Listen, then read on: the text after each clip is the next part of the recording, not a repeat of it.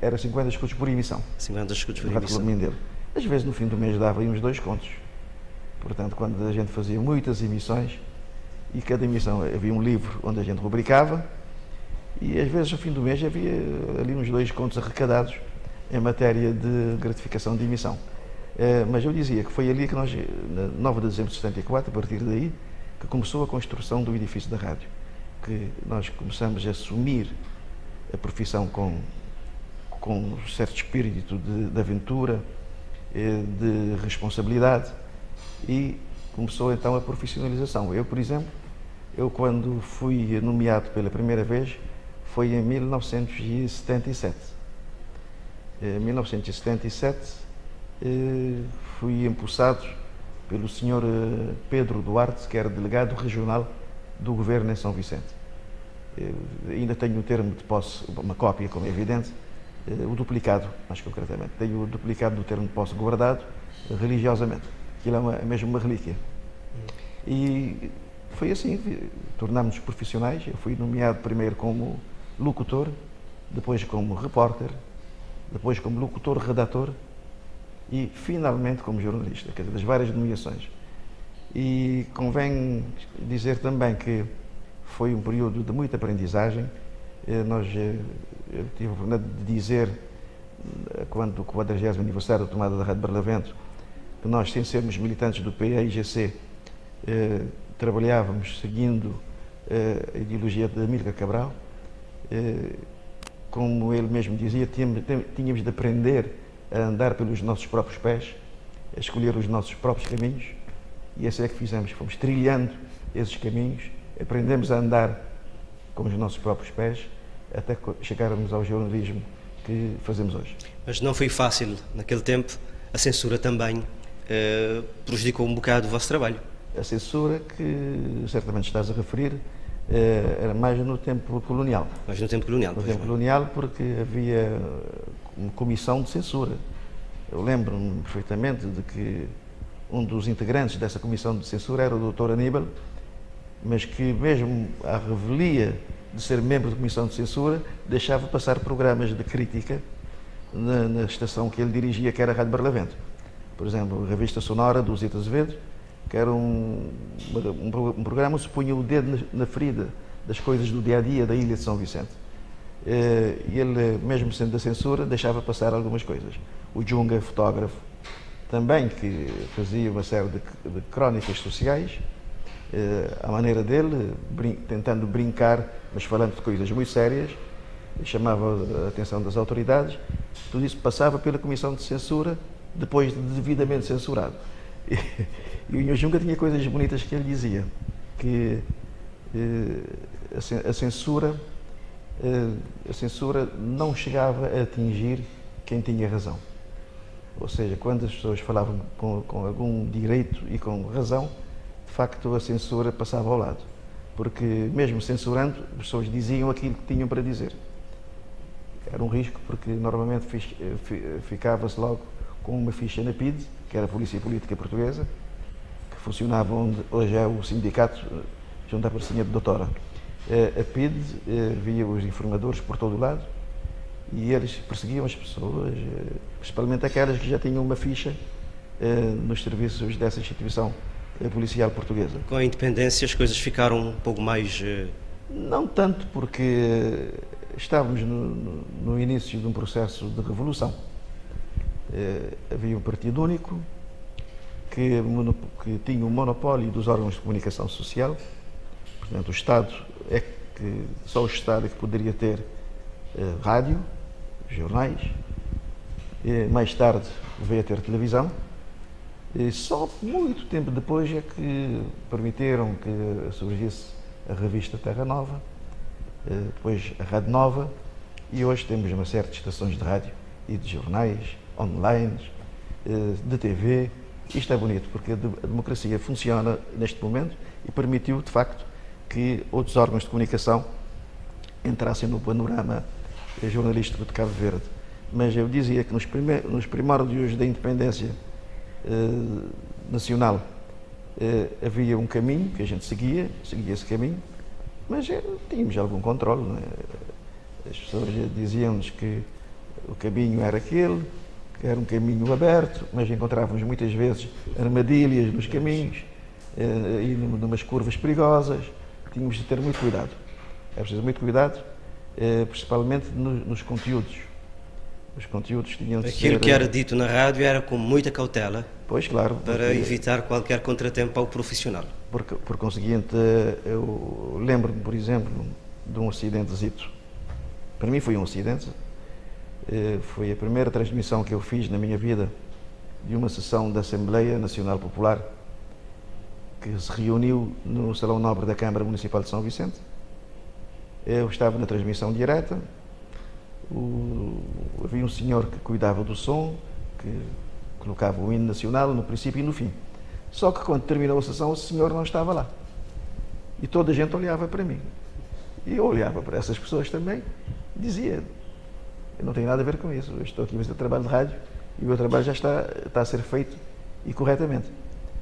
Não é que foram fazer queixa de mim naquela altura: cuidado que este fulano é perigoso, não sei o quê, não sei quantos. Não tocou pronto, o hino nacional no final da... Mas que não era nada comigo ao fim e ao cabo. Mas é para ver como é que as coisas eram. Quer dizer, a rádio, toda a gente tinha os olhos em cima do pessoal da rádio, porque nós já éramos um órgão por excelência. Tudo o que a rádio fazia era para promover o país, para promover as atividades do partido, na altura, o PIGC, promover as atividades das instituições sociais. Tínhamos programas formativos e educativos e também políticos. Tínhamos, enfim, uma série de coisas que a gente fazia, mas que tínhamos de ter alguma cautela. Como era evidente, como eu disse, estávamos num processo de revolução. Não é nada daquilo que acontece hoje, por exemplo, onde nós temos um sistema democrático que funciona. Temos um pluripartidarismo também que nos permite ter outros horizontes e facilita muito. Quer dizer, já naquela altura as coisas andavam, mas não eram tão fáceis como hoje. Com toda esta evolução, a rádio ainda continua a ter o seu cantinho lá bem guardado, porque o imediatismo da rádio conta de que maneira? Claro, evidentemente. Eu, quando saio, por exemplo, até Santo Antão, acompanhando, como há dias, o Presidente da República, que ele chegava ali aos povoados, ouvindo as pessoas sobre o mau ano agrícola, sobre a falta de pasto para os animais, eu de imediato, através do telemóvel, eu fazia uma comunicação, entrava nos jornais à hora da rádio e só não entrava quando era local que não tinha rede. Enquanto que, por exemplo, a parte da televisão, eles tinham dificuldades em enviar as peças gravadas via internet e saíram com muito mais atraso do que a rádio. A rádio era imediato. A rádio, como diz o Fernando Carrilho, num dos slogans que ele produziu há muitos anos: nós chegamos e entramos sem bater. E entramos a qualquer hora e entramos em cima da hora. Isso é que é mais importante. Agora, no Vulcão do Fogo, a rádio está a acompanhar a par e passo tudo o que se passa. Quer dizer, acontece no fogo e já é notícia na rádio.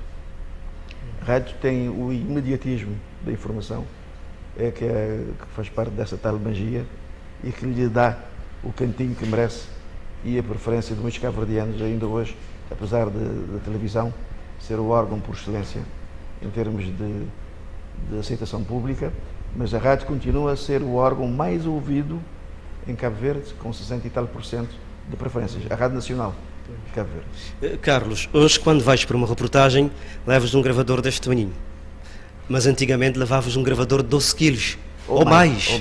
Ou mais. Eu, quando entrei na Rádio Voz de São Vicente, nós tínhamos um gravador Nakamichi, que, coitado do Fernando Carrilho, ficou até torto de tanto carregar aquele gravador. Mas eu entrei numa altura em que já havia outros gravadores a entrar na rádio, vindos da rádio educativa, por exemplo, gravadoras Uer, da bobine, que já pesavam muito menos do que o Nakamichi. O gravador Uer trabalhava com bobines pequenas, portanto bobines de 15 minutos, numa velocidade média, e que passávamos para meia hora numa velocidade mais reduzida, mas com menos qualidade de gravação.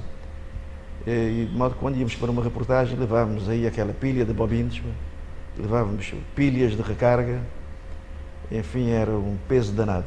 Uma vez fui a uma zona chamada Figueiras, Ribeira Alta e Santo Antão, Foram 8 horas a subir montanha, a pé, e aquele gravador de 8 quilos, as tantas pareciam que pesava 100, 200 quilos. Quer dizer, a gente vai ficando cansado, o gravador vai ficando mais pesado e a sensação é que fica mesmo muito mais pesado. Hoje em dia é um gravador pequenininho, também de um maço de cigarros, que no sistema menos económico, portanto para ganhar em qualidade, chega a gravar seguida, de umas 8 a 10 horas seguidas com um cartão de 1 mega. Se ver um cartão de 6 mega ou 10 mega, muito mais ainda posso gravar com este gravador. Portanto, é muito mais fácil. Reportagens, viagens dentro e fora de Cabo Verde, formações, enfim, muita coisa durante esses anos todos. Como eu disse... Já fez contas de quantas reportagens? Ia perder a conta. Isso é incontável. Só produções, por exemplo, eu já produzi programas de grande reportagem em todas as ilhas de Cabo Verde, da Brava a Santo Antão, e já fiz programas de diferentes localidades, grandes entrevistas com muitas personalidades. Eu recordo com saudades uma grande conversa de quase 2 horas que eu tive com o Nho Balta, Dr. Baltazar Lopes da Silva, que eu lembro-me, ele deu uma entrevista sentado numa cadeira de balanço, e ele ia balançar e a cadeira ficava nhac, nhac, nhac. E aquilo ficou na gravação, e deu uma vida incrível à gravação. Havia um relógio lá ao fundo do corredor que batia as horas, a esposa dele na cozinha, mexer numa panela, todo aquele ambiente da casa ficou nessa gravação de quase 2 horas, que até já deu origem a livros, do Leão Lopes, mas a rádio tem esses arquivos todos. Eu fiz também com o Manuel Lopes, com o artista Manuel Figueira, o Gabriel Mariano, que me falou de uma maravilhosa trindade que havia na literatura cabo-verdiana, que não me lembro neste momento concretamente as palavras dele, mas ele deu uma entrevista fantástica. Também com o irmão dele, o Dante Mariano, que era um abusado em termos de brincalhão. É um brincalhão de primeira, e terminou como desembargador, quer dizer, o homem de muita capacidade.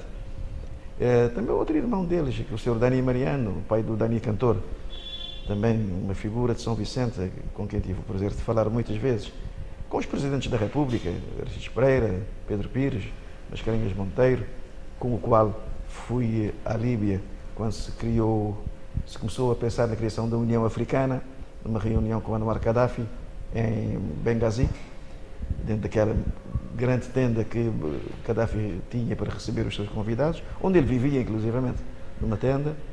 Enfim, já fiz reportagens um pouco por todo o lado, já estive em formação na América, na Flórida, Washington e Nova York, a convite de uma formação que cuidava de pretos, índios e brancos pobres. Uma coisa interessante.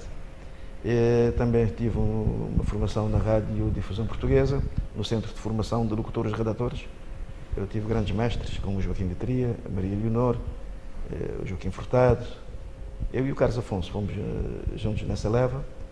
Estivemos lá numa formação e nessa altura tínhamos uma bolsa muito pequenininha, que mal nos dava para os gastos do mês. Era quanto, mais ou menos? Era 7.500. 7.500. E o embaixador de Cabo Verde era o Dr. Cursino Fortes. Fomos lá pedir-lhe ajuda e tal, se nos podia dar algum apoio financeiro. Ele disse: olha, se vocês fizerem o programa que nós temos na RDP, a Voz da Solidariedade, nós damos 7.500 cada um por mês, enquanto estiverem cá. E foi uma maravilha, passamos a ter 15 contos.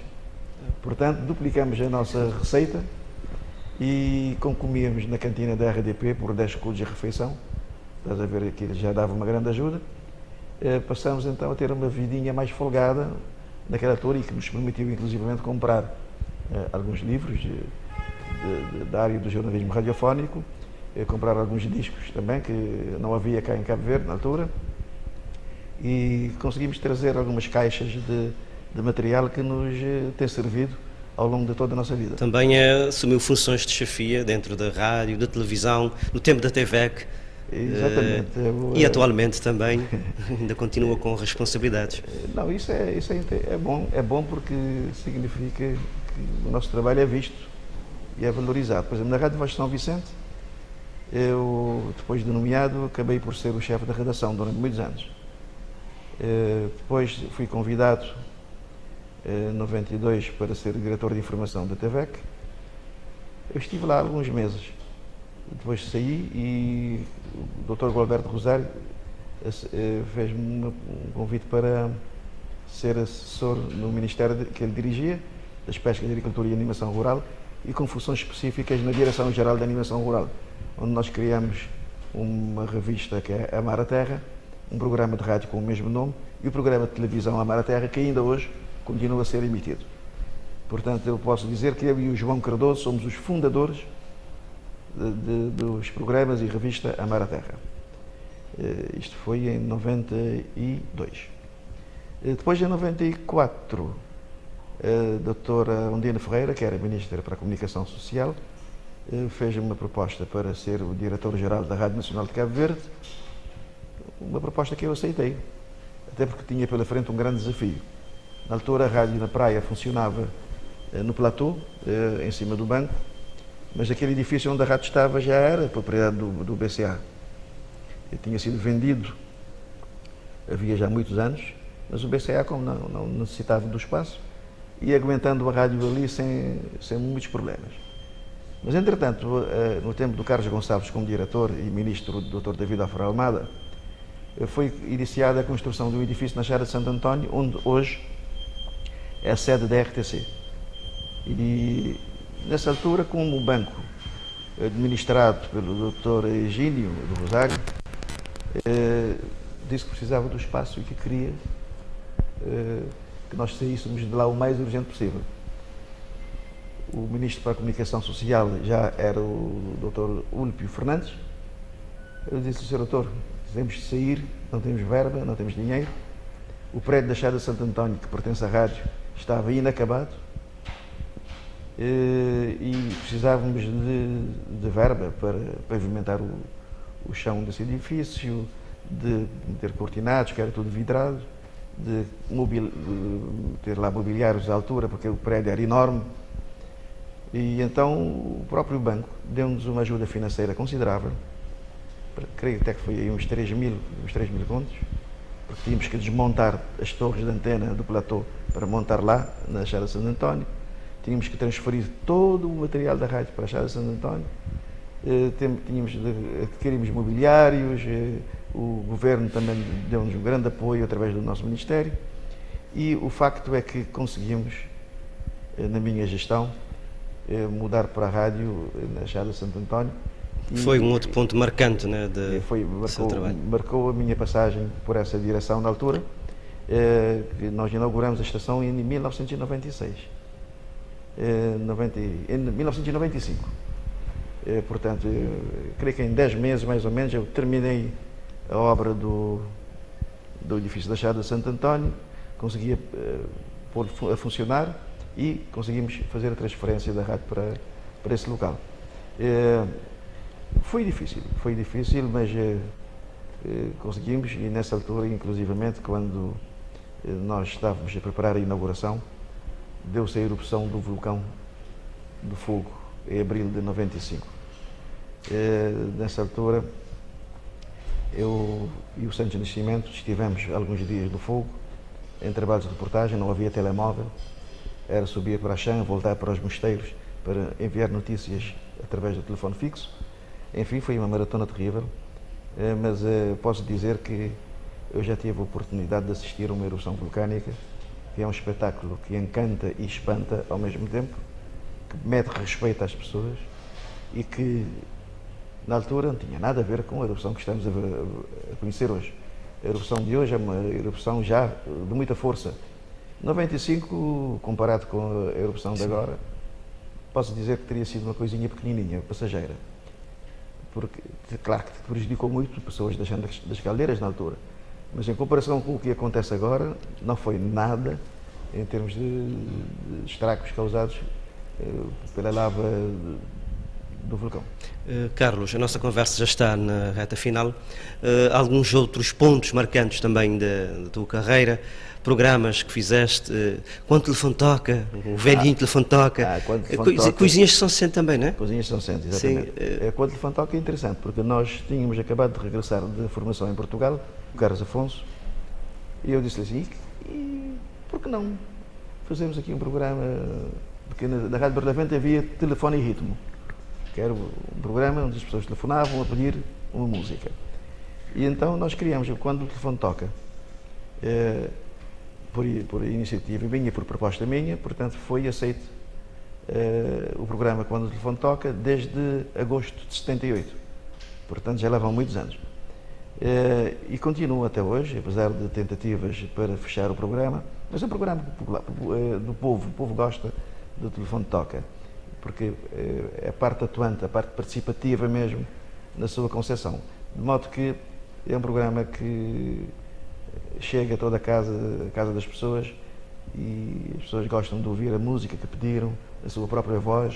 Isto é interessante. Estamos na quadra festiva, a rádio também teve sempre um papel importante. Eu lembro da Mantenha para a Rádio, que era horas e horas a ler as mantenhas, para além de outras coisas interessantes da rádio que podíamos aqui partilhar, que a mensagem nesta quadra também de festa endereça aos colegas e a todos os teus amigos e fãs, certamente. Começo pelo facto da rádio ser o órgão que dá um mote de partida para as festas natalícias e do fim de ano.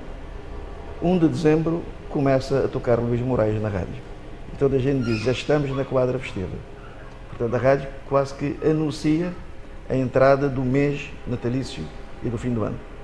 Depois tínhamos na altura, como disseste muito bem, a rubrica, temos ainda, Mantenha para a Rádio, mas naquela altura era muito mais concorrida como rubrica de pedidos, e tínhamos tantos pedidos de Mantenha para a Rádio que era mesmo para, que a gente saía da rádio a fazer o para com a boca, quer dizer, sem dizer nada. Mas depois as coisas foram evoluindo, o telefone por todo o lado, já é mais fácil de comunicar, e de modo que hoje em dia já muito pouca gente faz recurso à Mantenha para a Rádio para enviar as suas dedicatórias.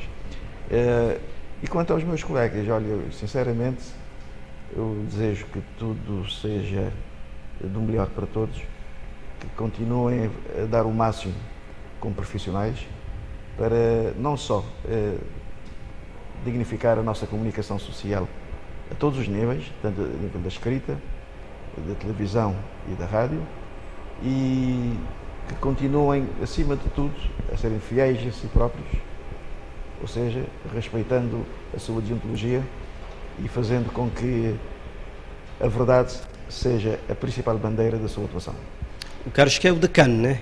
É o mais antigo, ativo. Neste momento, no ativo, creio que sou o mais antigo. Havia o Carlos Gonçalves, mas que já está na reforma e neste momento até é proprietário de uma rádio privada na praia. O Iver Cruz também, que terá sido mais ou menos da minha geração, mas também está aposentado.